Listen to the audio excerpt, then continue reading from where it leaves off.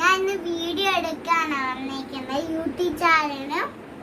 നമുക്കിന്ന് ഞാൻ വന്നപ്പോ എന്റെ അനിയൻ കൂടെ വന്നതാണ്. എന്റെ അനിയൻ വന്നതാ.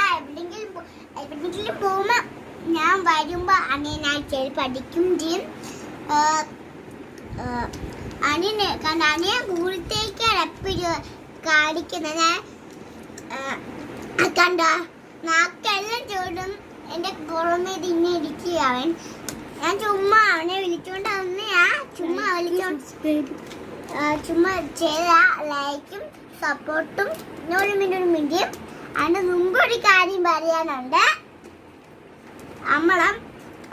ഒരു പറയാനെ പറ്റിയ കാര്യം, നിങ്ങൾ ഒരു കസാര ഇരിക്കുമല്ലേ, ഈ അനിയൻ വന്ന് ഒരാളെ തെളിയിട്ടോട്ടെ.